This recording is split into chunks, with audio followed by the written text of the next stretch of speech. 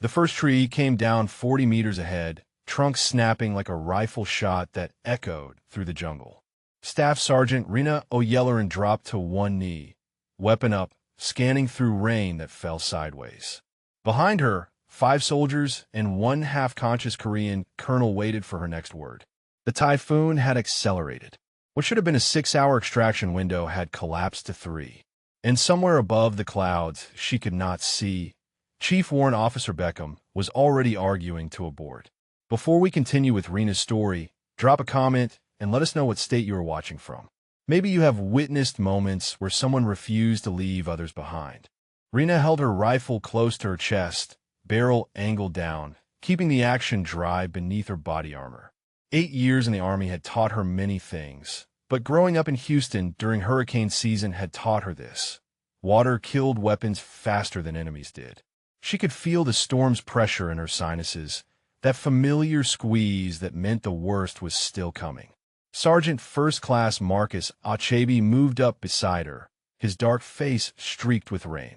"Primary route is gone," he said, voice barely audible over the wind. Mudslide took out the whole trail. Rena had already seen it.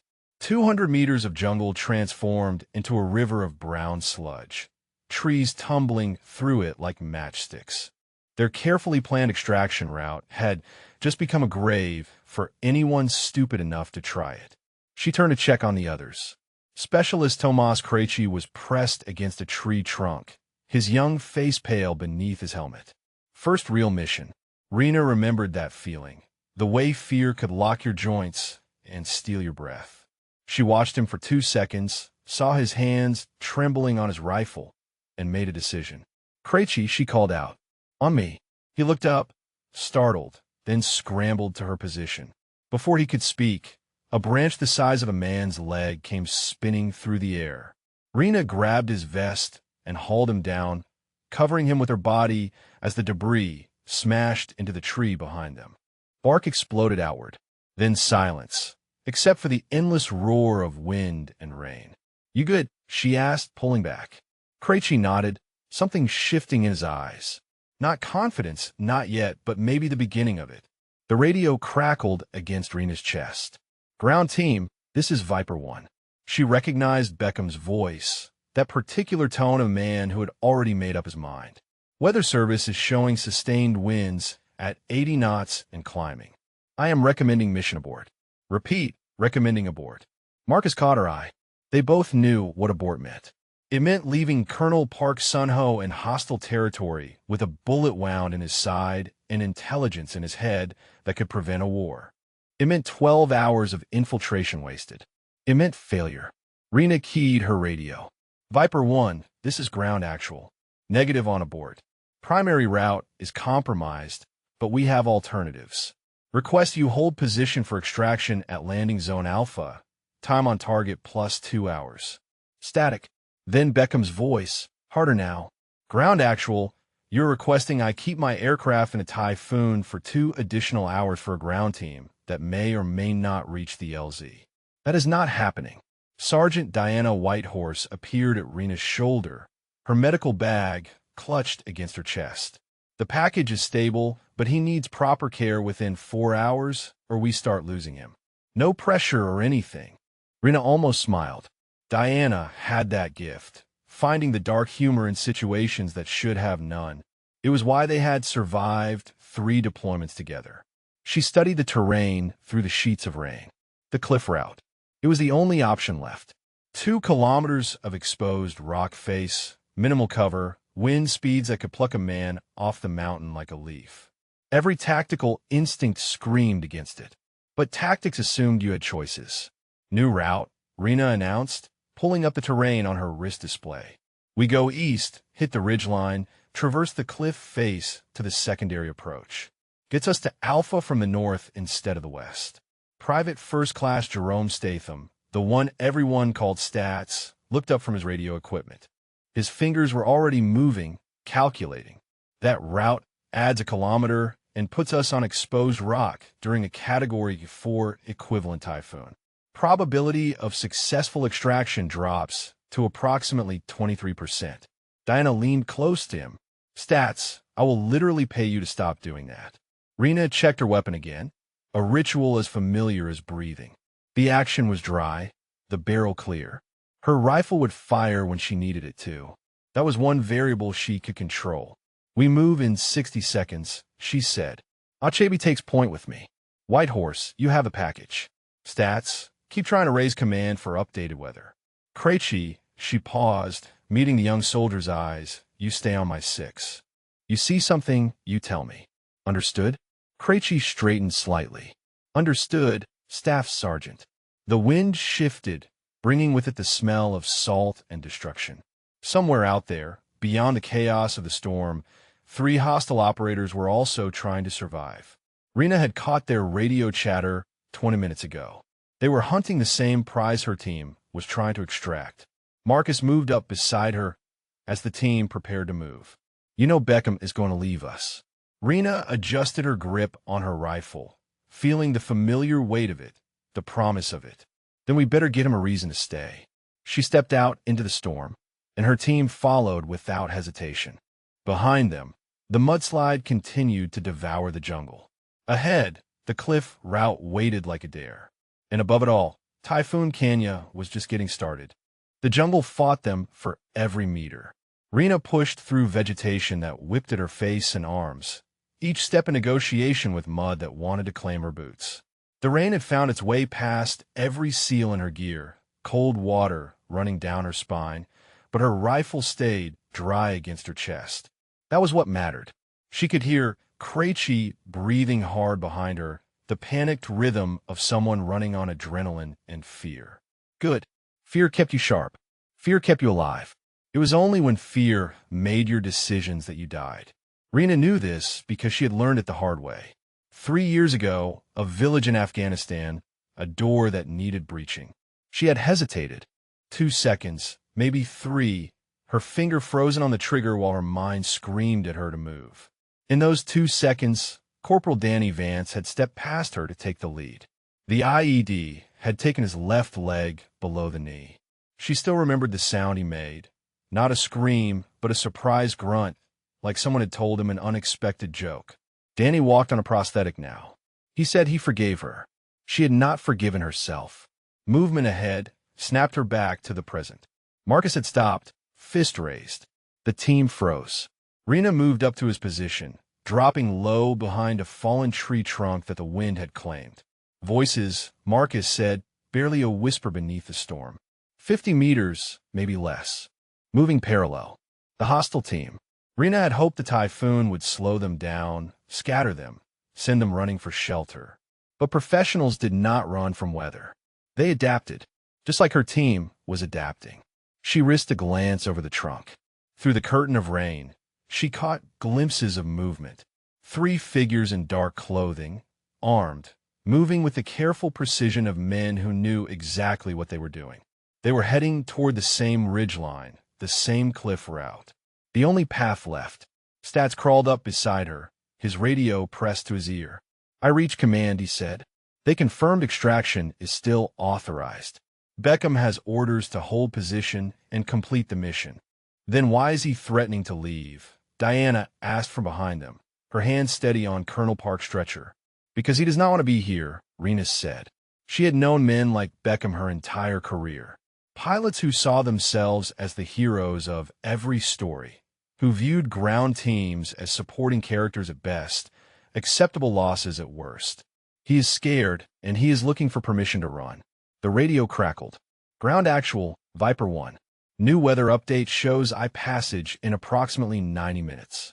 I will hold position until I passes. After that, conditions will deteriorate beyond safe operational parameters. You have 90 minutes to reach landing zone Alpha, or I am returning to base. Beckham out. 90 minutes. Rena did the math. The cliff route would take at least 2 hours in these conditions, probably longer with wounded. They were being set up to fail. Marcus leaned close. He's going to leave us out here. Maybe, Rena said, but that is his choice. Ours is whether we give up or we find a way. She looked back at her team. Krejci was watching her with something approaching hope in his eyes.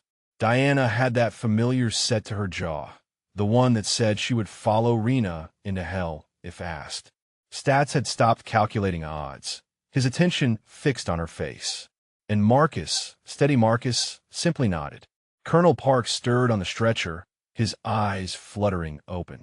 He was older than Rena had expected, mid-50s, with gray at his temples and lines around his eyes that spoke of too many years carrying secrets. His hand found her wrist, grip weak but insistent. "My daughter," he said, his English accented but clear. "She is 22, same age as your young soldier there." He tilted his head toward Krejci. "The information I carry, it will protect her. Protect millions of daughters. You understand?" Rena understood. She had joined the army because she wanted to protect people. Not abstractions, not flags, not ideologies. People, families, daughters who deserve to grow old without the shadow of war. "We're getting you out, Colonel," she said. "That is not a question." Park's eyes searched her face, looking for doubt. He did not find any. He released her wrist and closed his eyes again, conserving his strength. The hostile team had moved past, their voices fading into the storm. Rena waited another 30 seconds, then signaled her team forward. They had a window. It would not last. The ridgeline appeared through the rain like the spine of some great buried animal. The trees thinned here, giving way to exposed rock and scrub vegetation that offered no protection from wind. Rena could feel the full force of the typhoon now, gusts that staggered her sideways, rain that hit her face like thrown gravel. She found a sheltered spot behind a boulder and gathered her team close. The cliff face loomed above them, a dark wall of rock disappearing into the clouds. Somewhere up, there was landing zone Alpha. Somewhere up, there was survival. "How bad is it?" Diana asked, following her gaze. Rena studied the route. Exposed traverses, minimal handholds, a drop of at least 200 meters to the jungle floor below. In good weather, it would be a challenging climb. In a typhoon, it was suicide. But suicide was a choice, and Rena did not choose it for herself or her team. "It is manageable," she said. "We rope up, move in pairs, take it slow and steady. The wind will be the main threat. We stay low, stay anchored, and we do not stop until we reach the top." Krejci was staring at the cliff face, his earlier fear returning. "Staff Sergeant," he said, voice cracking slightly. "What if we do not make it?" Rena turned to face him fully. She thought about lying, about offering false comfort, about telling him everything would be fine. But Krejci deserved better than lies. "They all did, and we do not make it," she said. "But that is not the plan. The plan is we climb that cliff, reach that LZ, get on that helicopter, and go home. Every single one of us." She paused, letting the words land. "I do not leave people behind, Krejci. Not ever. You understand me?" He held her gaze for a long moment. Then something shifted in his posture, fear giving way to something harder, something that might become courage if given the chance. "I understand, Staff Sergeant." Diana clapped him on the shoulder. "Welcome to the team, kid. Now let us go climb a cliff in a typhoon like the reasonable adults we definitely are." Despite everything, Rena felt the corner of her mouth twitch. She checked her rifle one more time, confirmed the action was still dry, and turned toward the cliff face. 1 kilometer of vertical rock. 90 minutes until Beckham abandoned them. 3 hostile operators somewhere in the storm behind them. She started climbing, and her team followed. They always followed. The first 50 meters were the worst. Rena's fingers found holds in rock slick with rain, her boots scraping for purchase on ledges no wider than her palm. The wind came in gusts that pressed her flat against the cliff face, then vanished without warning, leaving her scrambling to adjust. Below, the jungle had become a churning sea of green and brown, trees bending until they touched the ground.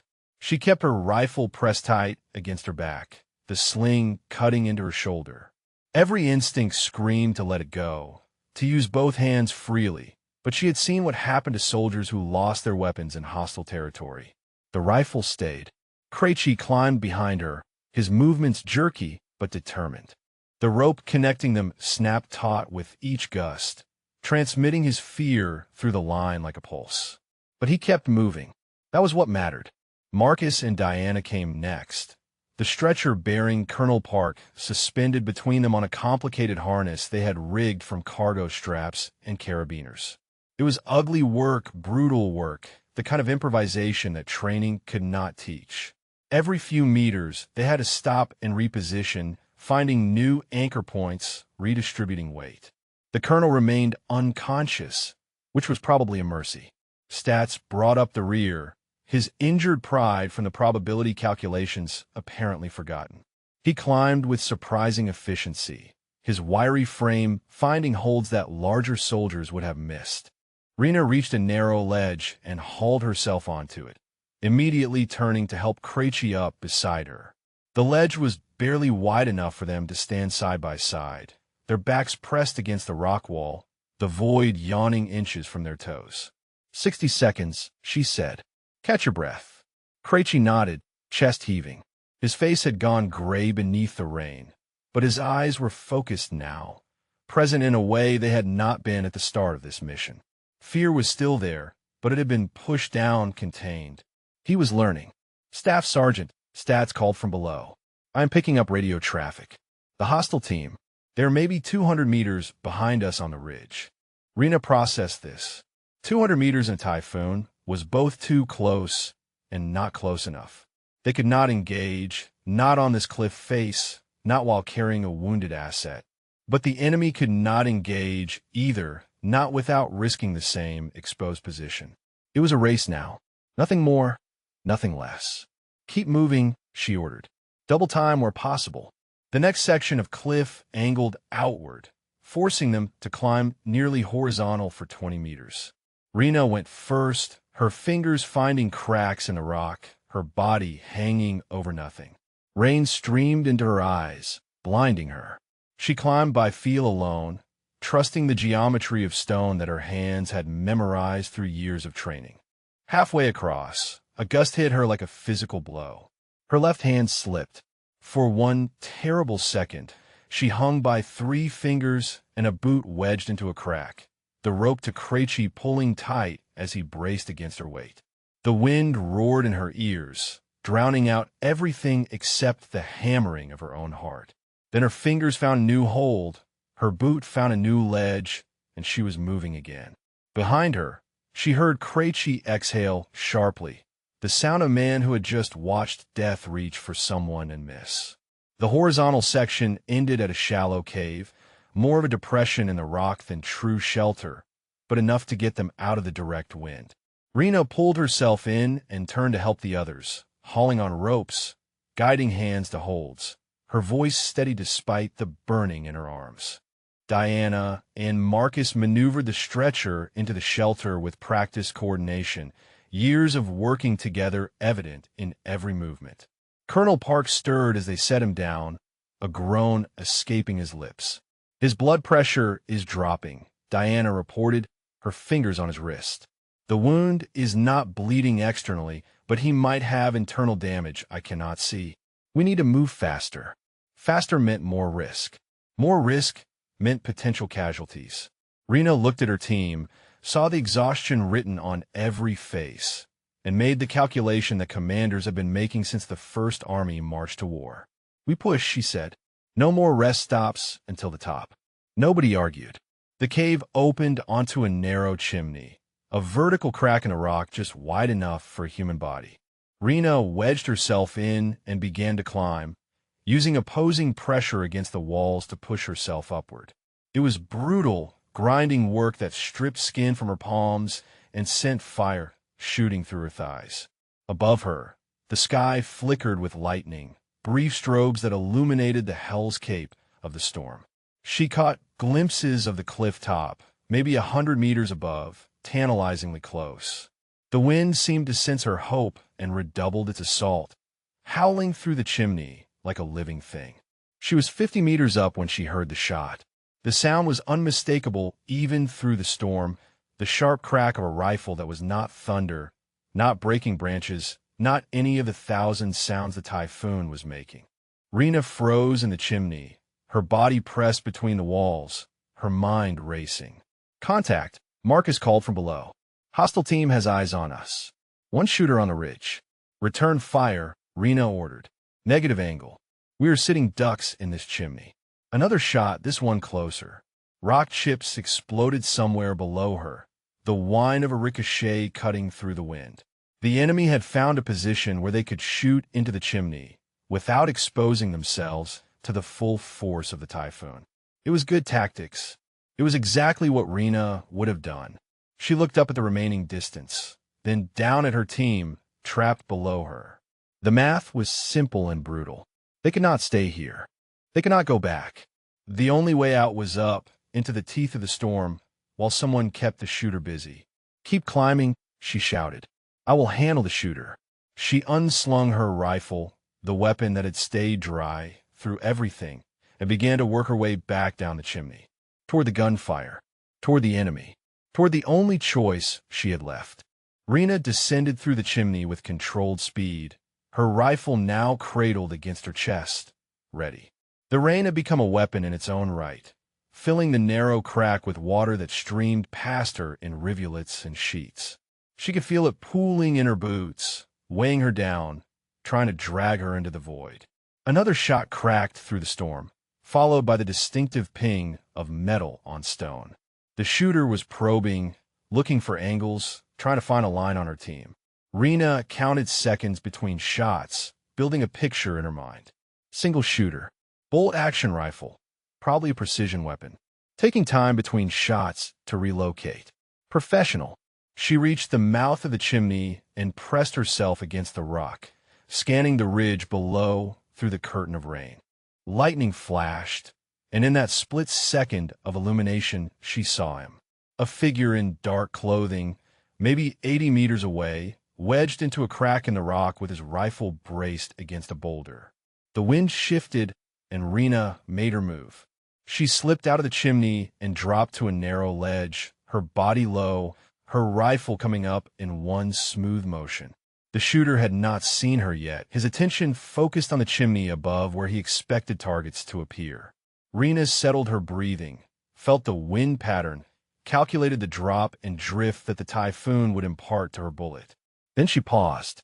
The shot was there, center mass, clean, a kill that would remove the threat and let her team continue. Her finger rested on the trigger, pressure building, but something held her back.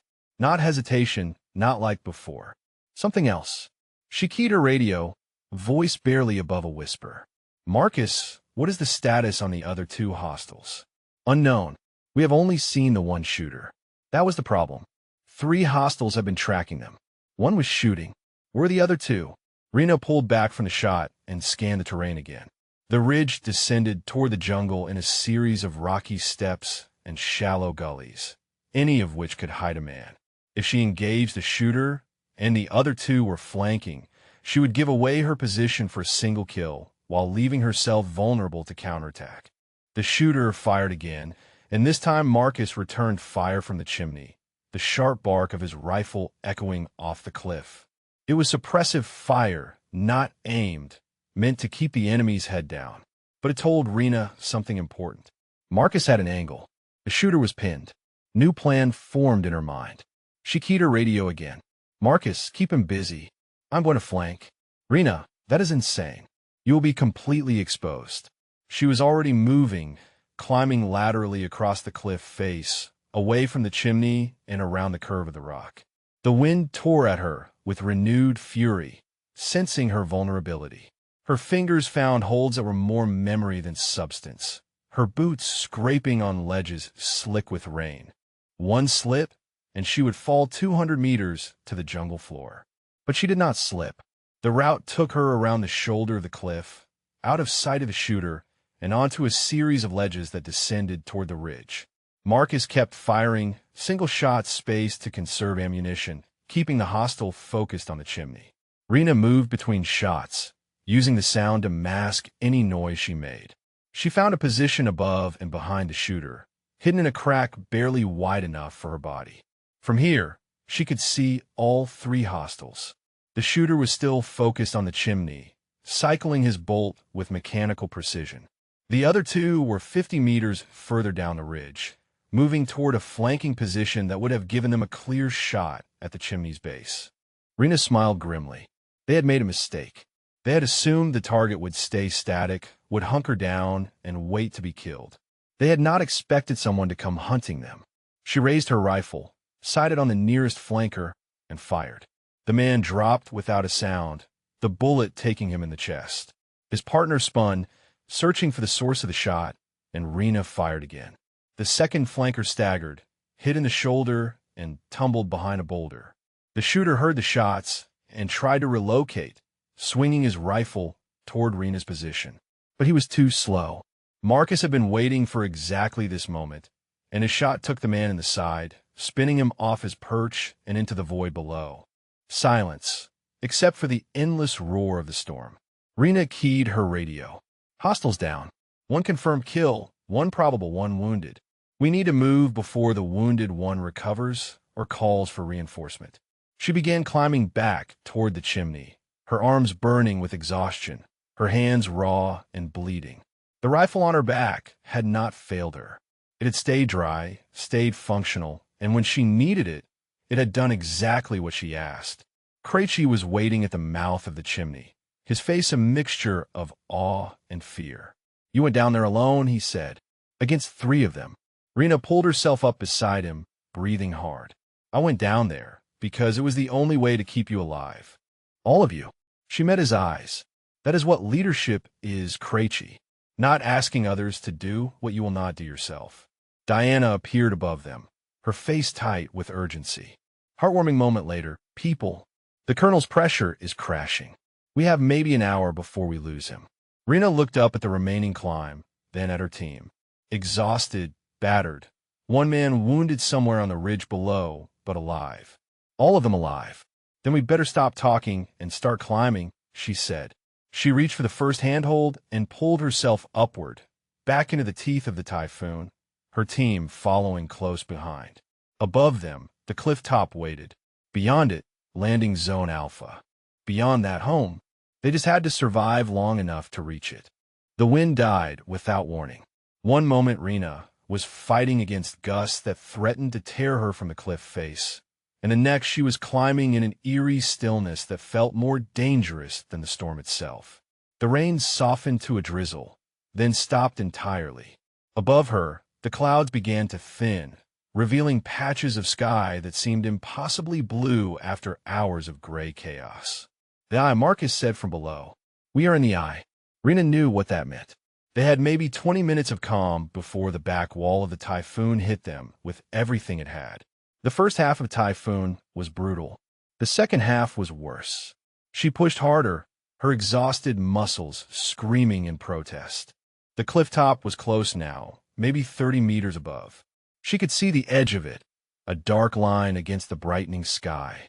So close, so impossibly close.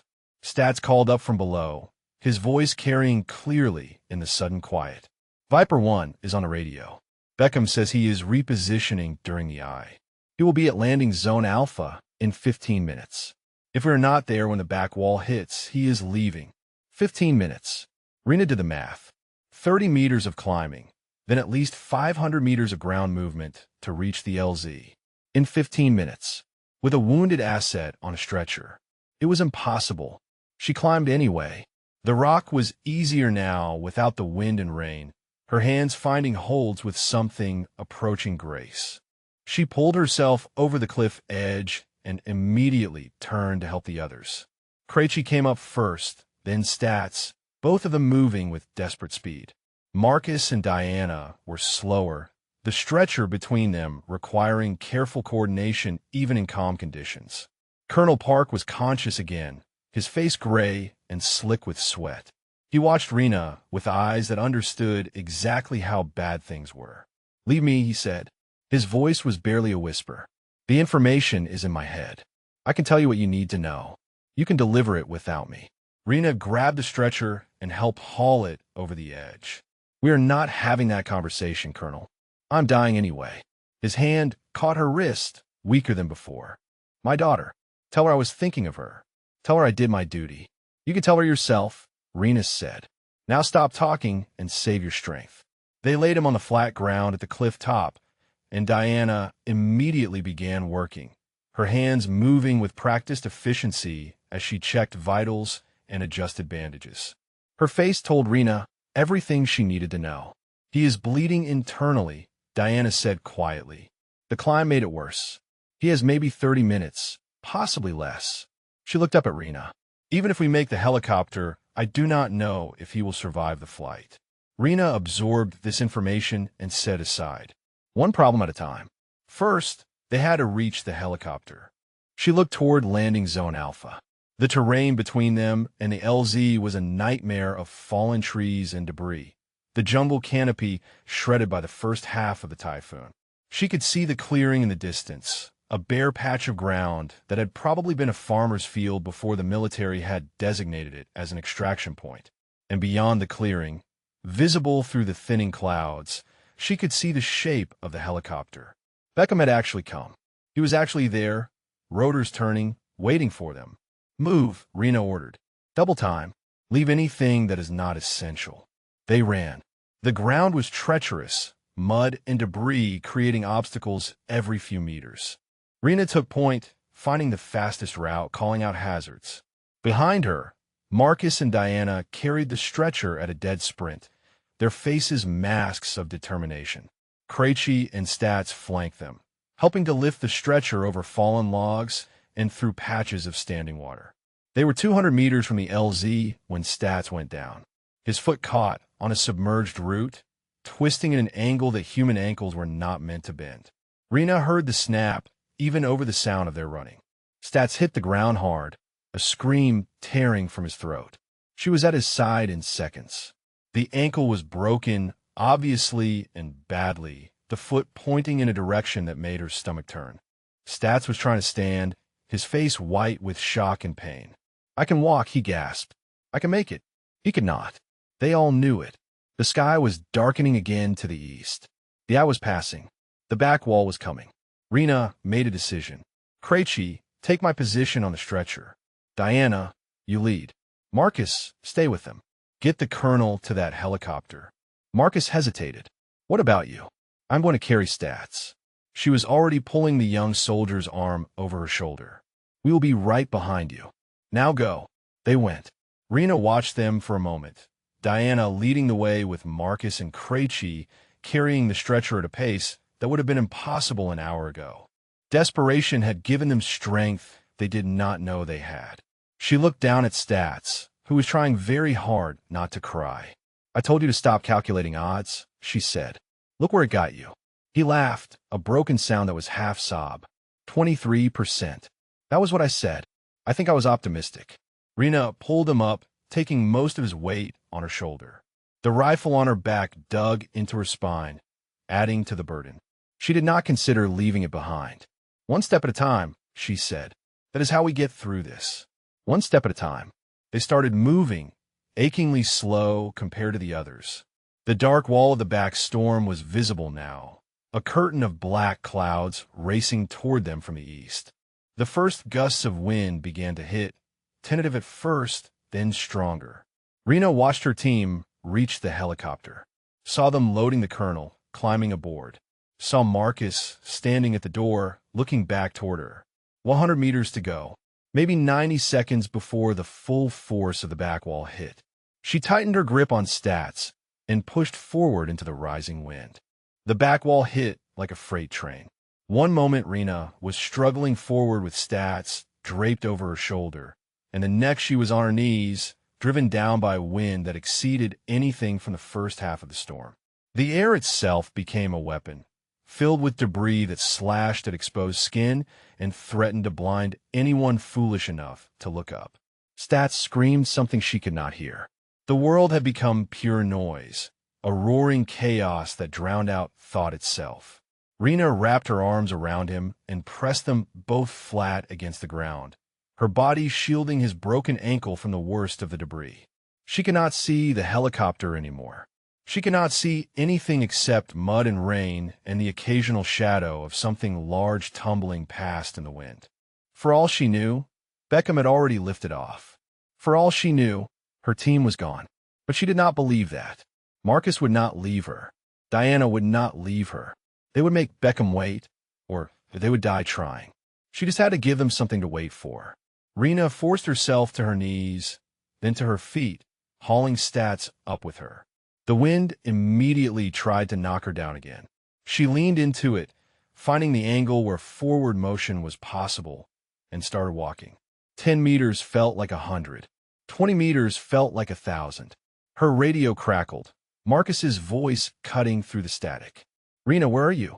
"Beckham is spooling up. He says he is leaving in 60 seconds. She could not respond. Speaking would mean opening her mouth to the wind and rain, would mean losing focus on the only thing that mattered, putting one foot in front of the other. 40 meters to go. She could see the helicopter now, a dark shape in the maelstrom, its rotors fighting against the wind. She could see Marcus in the doorway, one hand gripping the frame, the other extended toward her. 30 meters. Stats had stopped, trying to help, his body limp against her shoulder. Shock or unconsciousness, she could not tell. She adjusted her grip and kept moving. 20 meters. The helicopter shifted, its nose swinging toward the wind. Beckham was preparing to lift off. He was actually going to leave them. Then Diana appeared beside Marcus in the doorway, and Rena saw her grab something from inside the cabin. A moment later, Beckham's voice exploded over the radio, furious and frightened. "Get that weapon out of my face. Are you insane?" "You lift off before they are aboard," Diana replied, her voice calm and clear, "and I will show you exactly how insane I am. Now hold position." Rena almost laughed. Of course Diana would threaten to shoot the pilot. Of course she would risk a court-martial to keep her people alive. It was exactly what Rena would have done. 10 meters. Her legs were failing, muscles pushed beyond any reasonable limit. Stats was dead weight now, his breathing shallow against her neck. The helicopter was right there, close enough to touch, but those last few meters might as well have been miles. Marcus jumped down from the helicopter and ran toward her, fighting the wind with every step. He reached her side and took Stats from her shoulder, slinging the young soldier over his back with a grunt of effort. "Go," Rena shouted. "Not without you." They ran together, the last few meters passing in a blur of wind and rain and desperate motion. Krejci was waiting at the helicopter door, his hands reaching out to grab Stats and pull him inside. Rena threw herself after them, her body hitting the deck of the cabin with a thud that drove the air from her lungs. Marcus landed beside her, and Diana was already pulling the door closed, her rifle still trained on the back of Beckham's helmet. "We are in," she announced. "Get us out of here." The helicopter lurched upward, fighting the wind for every foot of altitude. Rena lay on the deck, gasping for breath, watching the landing zone Alpha disappear beneath them. They had made it. Against every odd, against Beckham's cowardice, against the fury of the storm itself, they had made it. Then Stats's radio crackled with a transmission that changed everything. The voice was unfamiliar, speaking in accented English. "American helicopter, be advised. We have intercepted communications between your pilot and regional command. Your pilot has been falsifying weather reports for the past 2 hours. His orders were to extract at all costs. He has been lying to you." Rena sat up, her exhaustion forgotten. She looked at Beckham's back, at the tension in his shoulders, at the way his hands had tightened on the controls. Diana lowered her rifle slightly. What was he talking about? Beckham did not respond.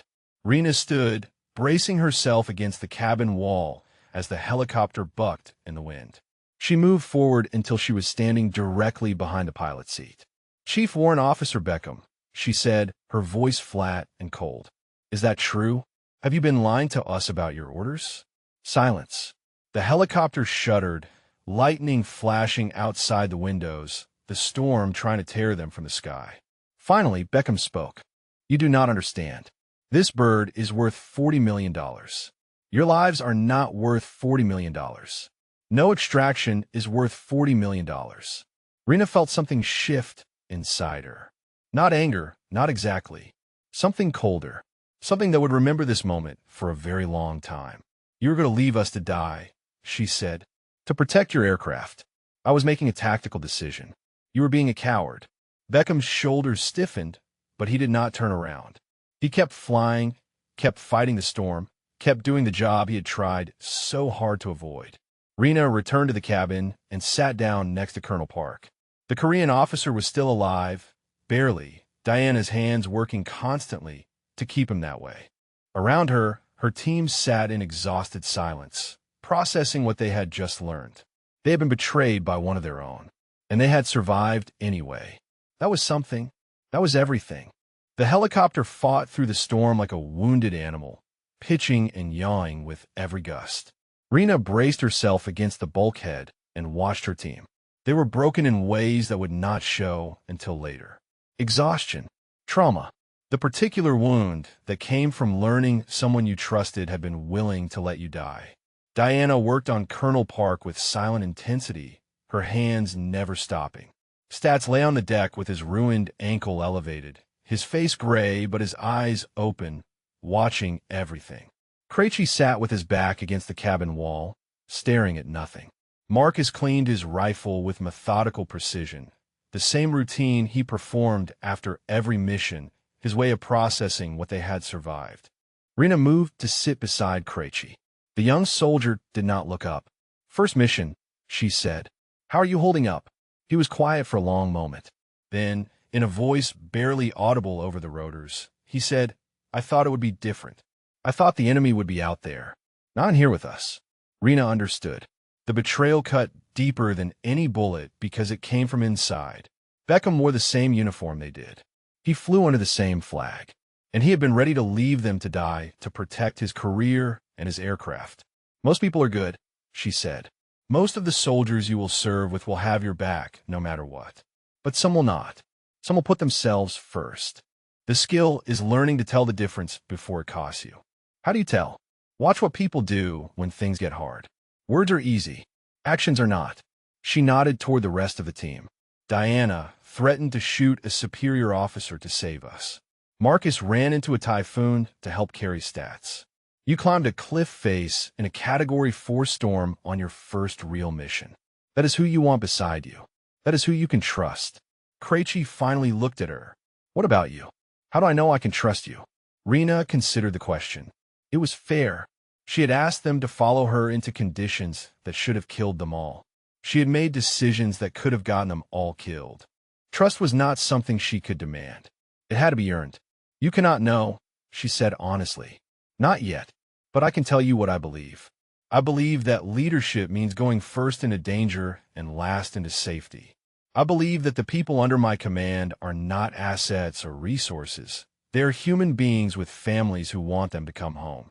And I believe that leaving someone behind is never acceptable, no matter the cost." She paused, looking toward Beckham's back. "Not everyone believes those things," she continued. "Some people wear the uniform and say the words, but do not mean them. Beckham is one of those people. I'm not. You will have to decide for yourself whether you believe me."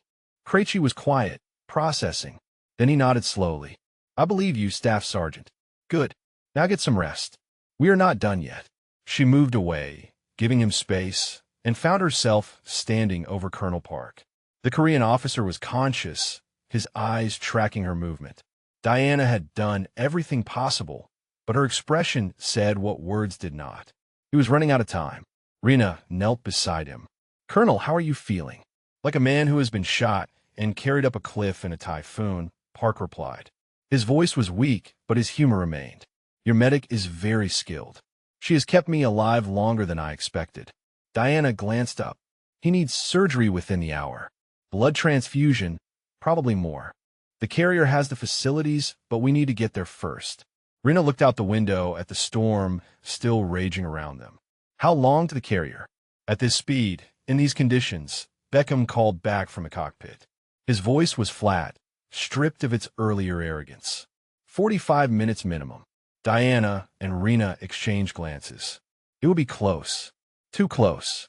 Colonel Park reached up and caught Rena's hand. His grip was weaker than before. "I want you to know," he said, "what you did today matters. The information I carry will save lives. Many lives. Your country and mine. We will be safer because of what you have done. Save your strength, Colonel." "No." He shook his head slightly. "I need to say this. I have been in intelligence for 30 years. I have seen brave soldiers and cowardly soldiers and everything between. What you did today, leading your team through that storm, It was the finest example of leadership I have ever witnessed. Rena did not know what to say. Compliments had always made her uncomfortable. She had not done anything heroic. She had simply refused to accept failure as an option. "I was just doing my job," she said finally. Park smiled, a tired expression that carried decades of wisdom. "That is what all the best ones say." Diana touched Rena's shoulder. "He needs to rest. And so do you. When was the last time you slept?" Rena could not remember. The mission had started 18 hours ago. Before that, planning sessions, equipment checks, briefings. She had been running on adrenaline and willpower for so long that exhaustion had become background noise. "I will rest when we are on the carrier," she said. She moved to an empty spot on the deck and sat down, her back against the bulkhead, her rifle across her lap. The weapon was still dry, still functional. She had carried it through hell, and it had not failed her. That mattered more than she could explain. Around her, the helicopter bucked and shuddered, the storm doing its best to tear them from the sky. Beckham flew in silence. Whatever arrogance or cowardice he possessed, now buried beneath the need to survive. Rena closed her eyes and allowed herself one moment of peace. Her team was alive. The mission was not over, but they had survived the worst of it. She hoped. The helicopter dropped 50 feet without warning. Rena's stomach lurched into her throat as the aircraft plummeted, caught in a downdraft that seemed determined to smash them into the ocean below. Beckham fought the controls, his earlier silence replaced by a stream of technical calls to his co-pilot. Altitude, airspeed, attitude. The language of men trying not to die. Then the rotors caught air again, and they stabilized, the deck leveling beneath Rena's feet. She grabbed a handhold and pulled herself upright, scanning the cabin. Everyone was still there. Everyone was still alive.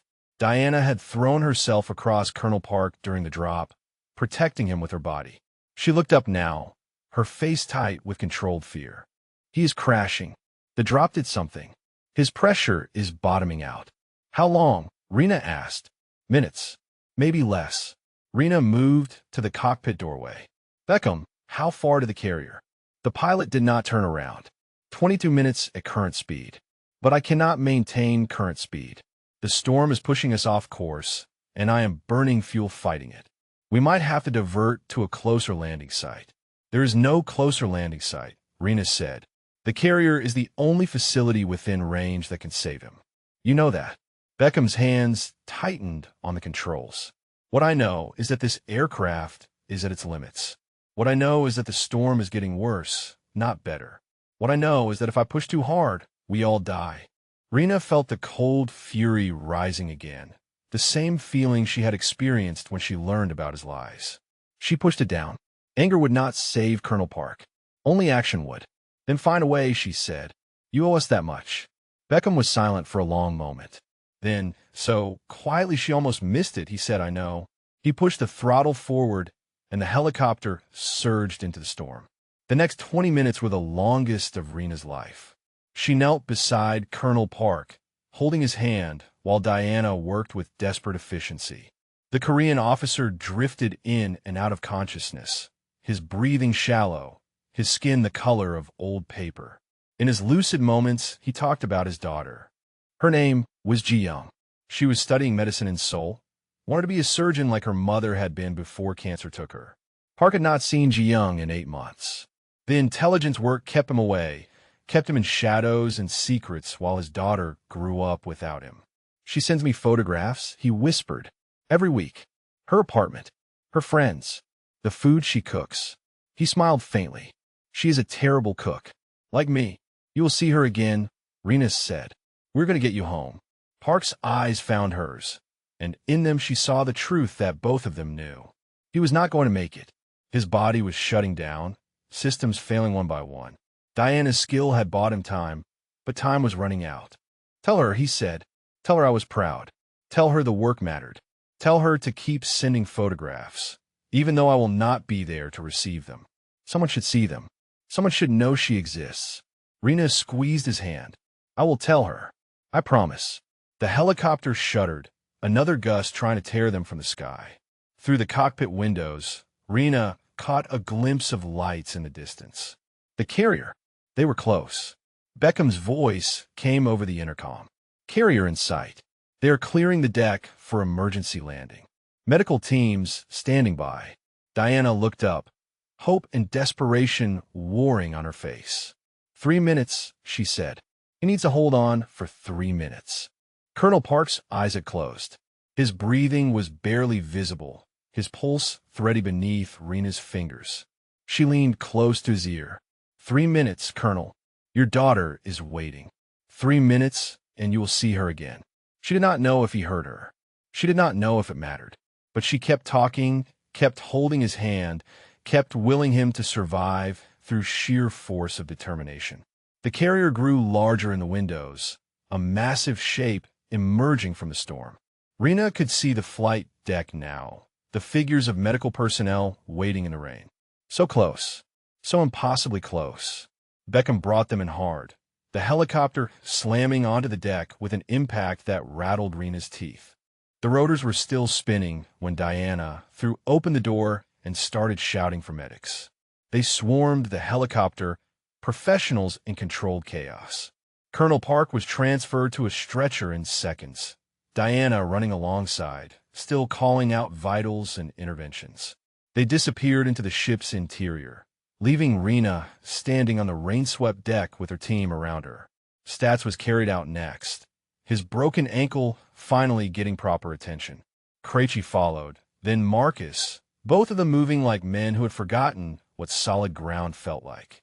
Rena was the last to leave the helicopter. She paused at the door, looking back at Beckham. The pilot sat motionless in his seat, staring at the instruments in front of him.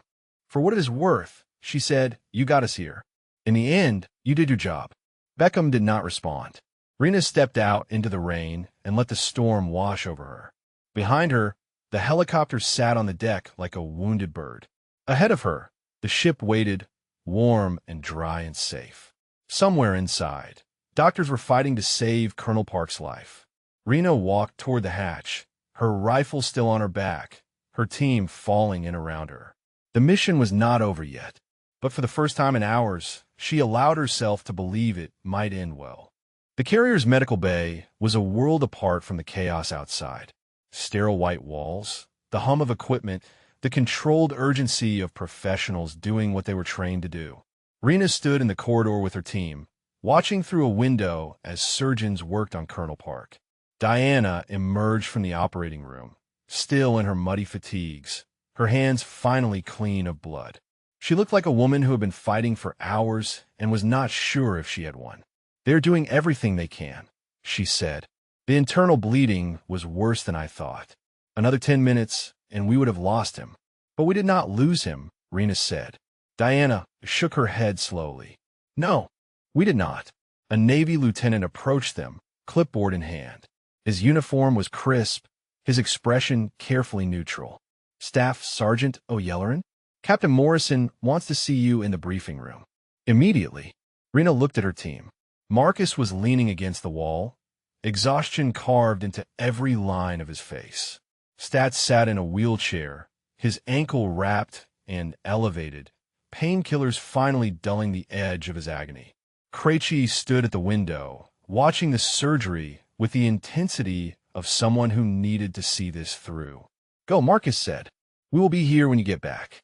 The briefing room was 3 decks up, a journey that took Rena through narrow corridors crowded with sailors going about their duties. The carrier was a city unto itself, thousands of people living and working in a space designed for war. She had been on ships before, but the scale always surprised her. Captain Morrison was waiting for her, along with 2 officers she did not recognize. One wore the insignia of naval intelligence. The other was Army, a full colonel with a combat infantryman badge and a chest full of ribbons that spoke of decades of service.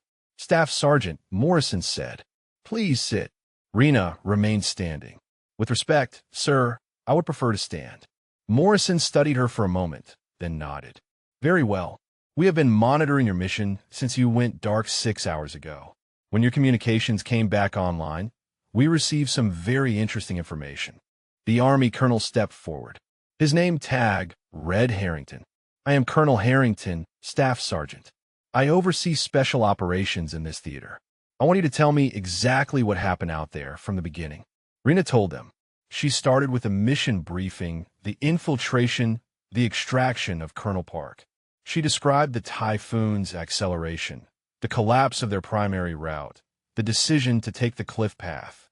She told them about the hostile team, the firefight, the climb through the storm's iron back wall. And she told them about Beckham. She did not embellish or editorialize. She simply stated the facts, the false weather reports, the threats to abort, the ultimatums that would have left her team stranded, the confrontation in the helicopter when the truth came out. When she finished, the room was silent. Morrison and the intelligence officer exchanged glances. Harrington's expression had not changed, but something in his eyes had hardened. Chief Warrant Officer Beckham has already given his statement, Harrington said. He claims he was making reasonable tactical decisions based on available information. He claims his weather assessments were accurate to the best of his knowledge. With respect, sir, Rena replied, that is not true. We intercepted communications confirming that his orders were to extract at all costs. He lied to us to justify abandoning the mission. We have those communications, Morrison said. They were routed through this ship's intelligence section. He paused. Beckham has been relieved of duty pending investigation. Rena felt something loosen in her chest. Not satisfaction, exactly.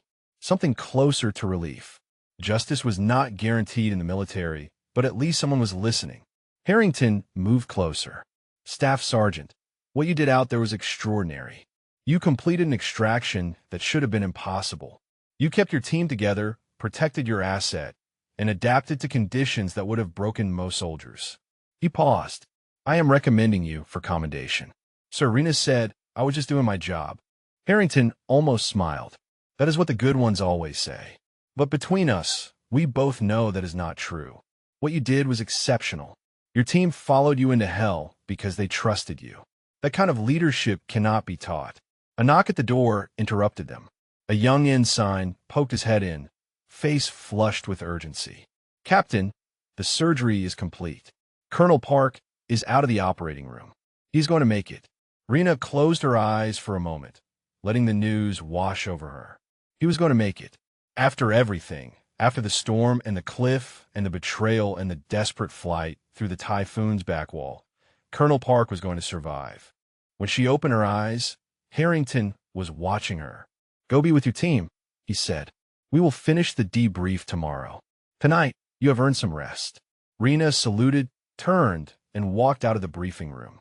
Her steps quickened as she moved through the corridors, heading back to the medical bay, back to the people who had followed her through the impossible.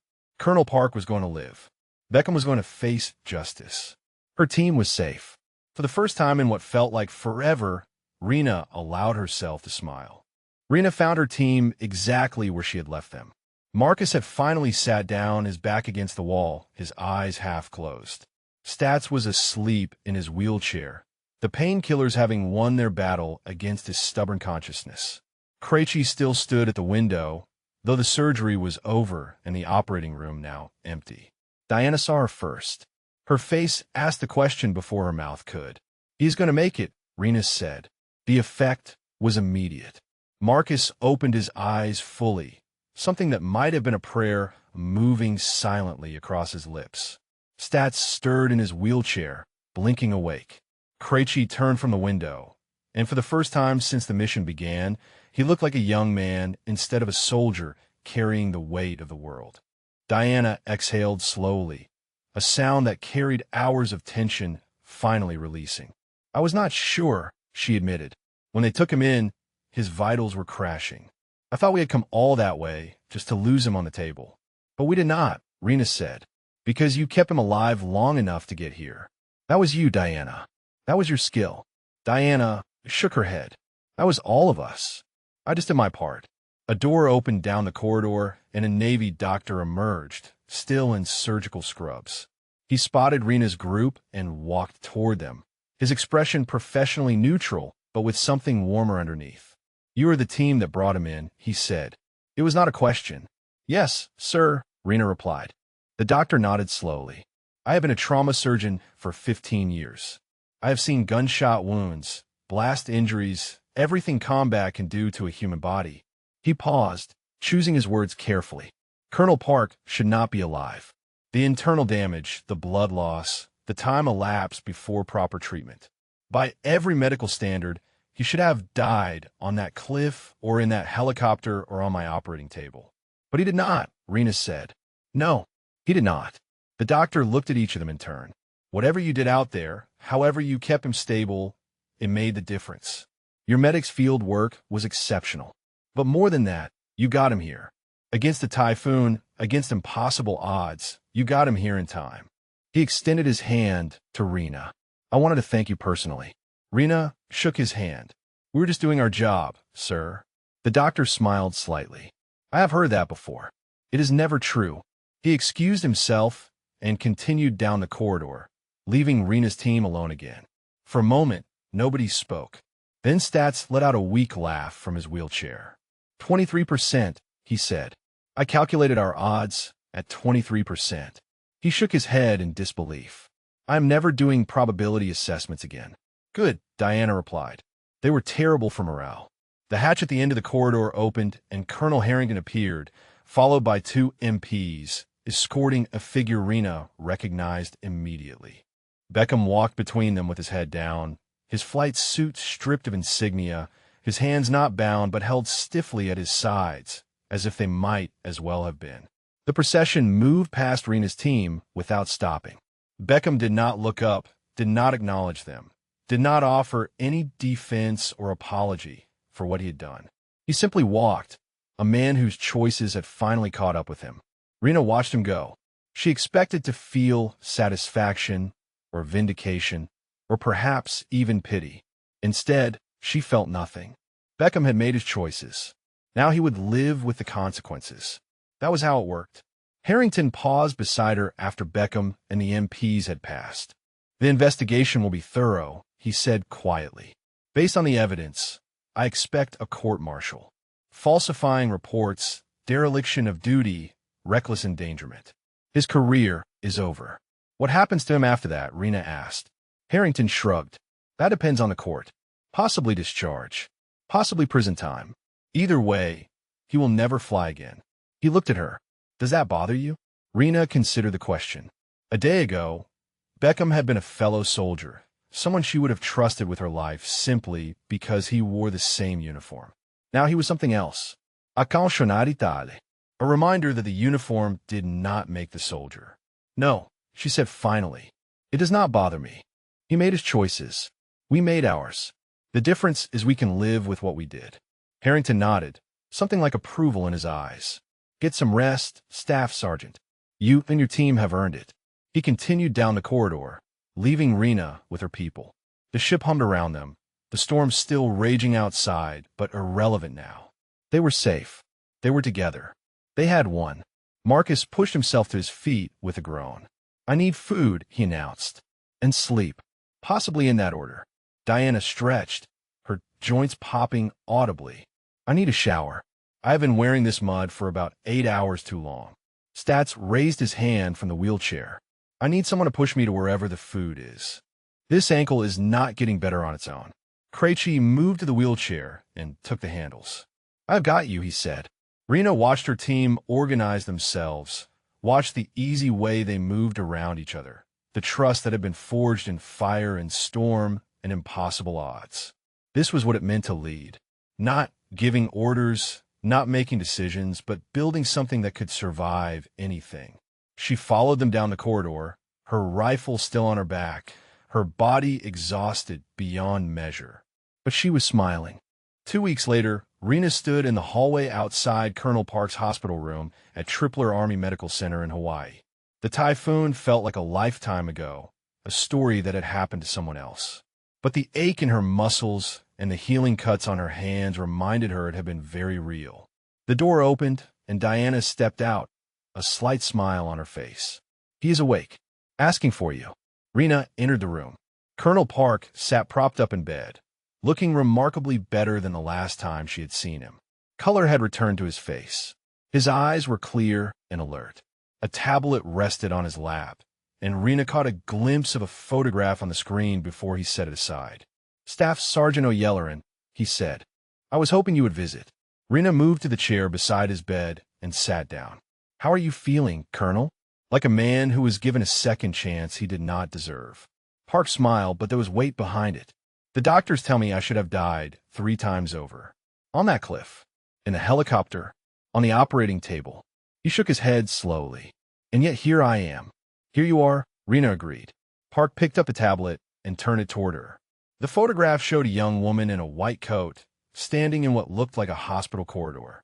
She had her father's eyes, sharp and intelligent, but her smile was entirely her own. "Ji-young," Park said. "She flew in from Seoul when she heard what happened.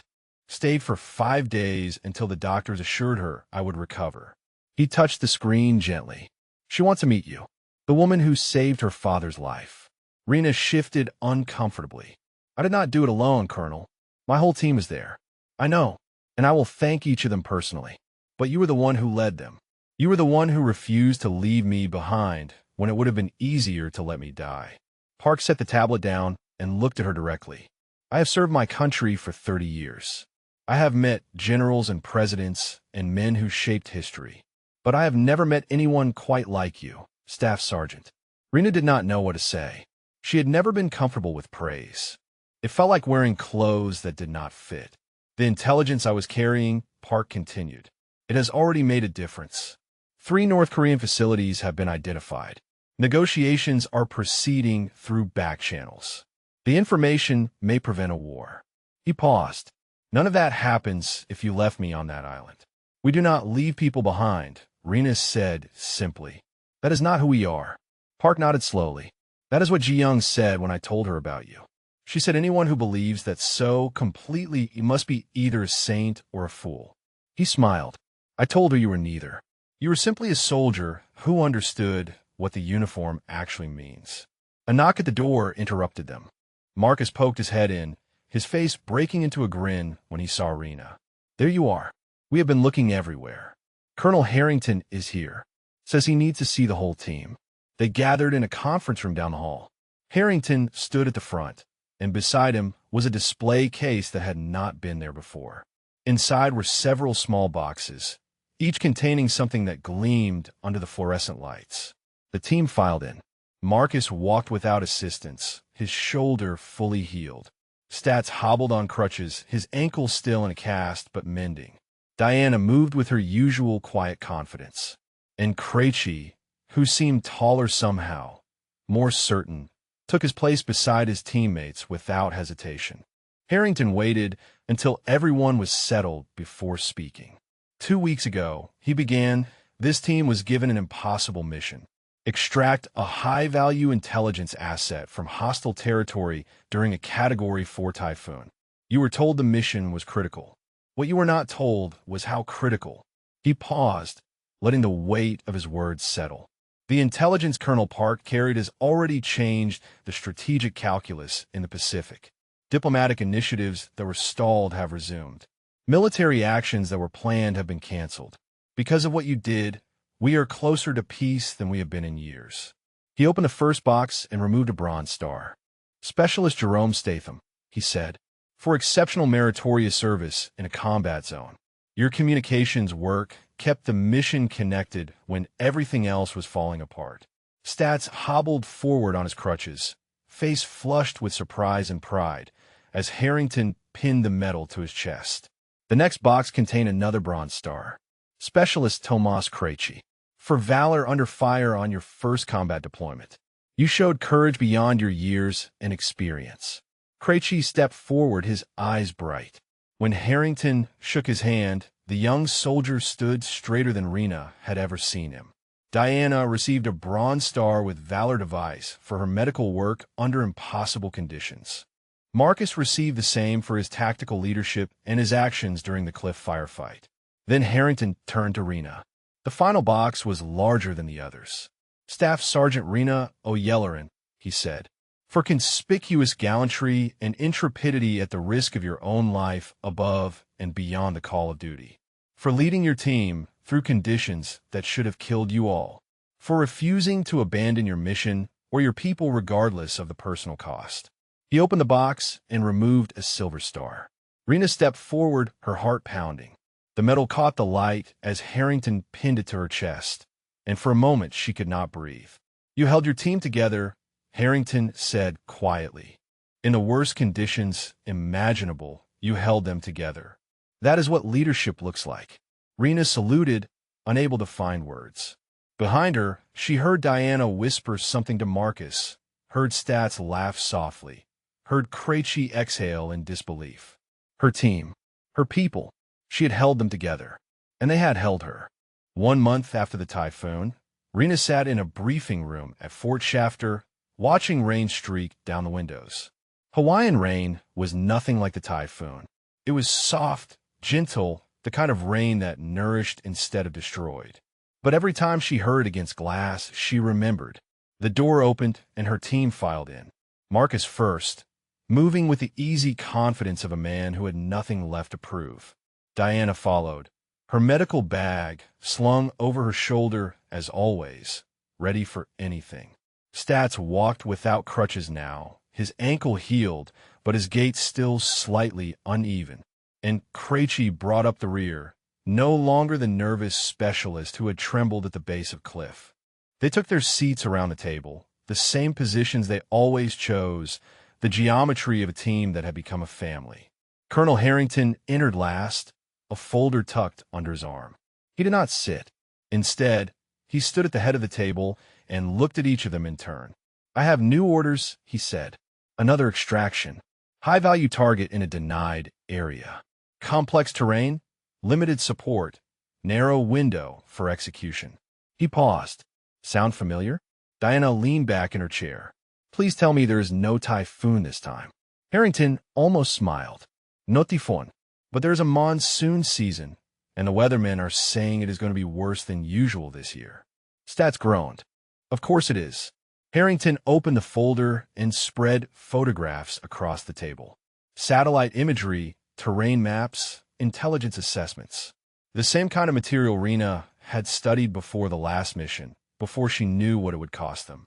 "The target is a defector," Harrington continued. "Former intelligence officer with information on terrorist networks across Southeast Asia.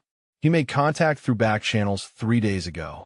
Local assets confirmed his identity and his willingness to cooperate. The problem is extraction. He is being hunted by people who want him dead, and the terrain between him and safety is some of the most challenging on Earth." Rena studied the photographs. Mountains, jungle, rivers swollen with seasonal flooding. It would be brutal. It would test everything they had. She looked up at Harrington. "When do we leave?" 48 hours. Harrington met her eyes. "I requested your team, specifically Staff Sergeant. After what you accomplished in the Philippines, there is no one else I would trust with this." Rena glanced at her team. Marcus nodded once, the gesture of a man who had already made his decision. Diana shrugged, her expression saying that she had survived worse. Stats sighed dramatically, but there was eagerness beneath the performance. And Krejci sat forward in his chair, ready, waiting, transformed. "We will need updated equipment lists," Rena said. "Medical supplies for extended field operations. Communications gear rated for monsoon conditions. And I want a backup extraction plan this time. A real one, not dependent on a single pilot. You will have everything you need," Harrington promised. "And the pilot for this mission has been personally vetted. He is one of the best in the Army. More importantly, he understands what the mission means." Rena nodded. "Then we will be ready." Harrington gathered his materials and headed for the door. He paused with his hand on the handle. "Staff Sergeant, one more thing. Colonel Park asked me to deliver a message. He said to tell you that Ji Young finished her residency last week. She is officially a surgeon now. He wanted you to know that the woman who saved her father's life inspired her to work harder than she ever has before." The door closed behind him, leaving the team alone. Diana broke the silence. Another mission, another impossible extraction, another chance to die in some jungle nobody has ever heard of. She grinned. "I would not miss it for the world." Marcus stretched his arms above his head. "At least this time we know what we are getting into. Last time was a surprise. This time we can prepare." Stats pulled out his tablet, and started making notes. I am not calculating odds this time, he announced. But I'm making a list of everything that can go wrong so we can plan for it. Good idea, Rena said. Start with weather and work from there. Krejci had been quiet, staring at the photographs on the table. Finally, he looked up at Rena. Staff Sergeant, can I ask you something? Go ahead. Are you ever afraid? Before a mission, I mean. Do you ever wonder if this is the one where your luck runs out? Rena considered the question. It deserved an honest answer. Every time, she said. Every single time, I am afraid. But fear is not the enemy, Krejci. Fear is information. It tells you what matters, what is at stake, what you need to protect. The enemy is letting fear make your decisions for you. She paused. Out there on that cliff, in that typhoon, I was terrified. But I was more terrified of losing any of you than I was of dying myself. So I kept moving. That is all any of us can do. Keep moving. Krejci nodded slowly, absorbing her words. Then he smiled, a real smile, the expression of a soldier who had found his place. Then let us keep moving, he said. Rena stood and moved to the window. The rain had stopped, and sunlight was breaking through the clouds, painting the sky in shades of gold and orange. Somewhere out there, another mission waited. Another test. Another chance to prove what they were made of. She turned back to her team. 48 hours, she said. Get your affairs in order, check your gear, and get some rest. When we step off that helicopter, I need everyone at 100%. They filed out one by one. Marcus clapped her shoulder as he passed. Diana gave her a knowing nod. Stats muttered something about equipment requisitions. Krejci paused at the door and saluted, a gesture of respect that meant more than any medal. Then Rena was alone. She reached for her rifle, propped against the wall where she had left it. The weapon was clean, oiled, ready. It had never failed her, not in the typhoon, not on the cliff, not in any of the moments when failure meant death. She held it for a moment, feeling its weight, its promise. Then she slung it over her shoulder and walked out into the sunlight. If you connected with this story, drop a comment about what resonated most with you. Tell us your favorite moment or character, or share if you have ever witnessed someone hold things together when everything was falling apart. Stories like Rena's happen every day, in quiet moments of courage that most people never see. Maybe you have a story of your own.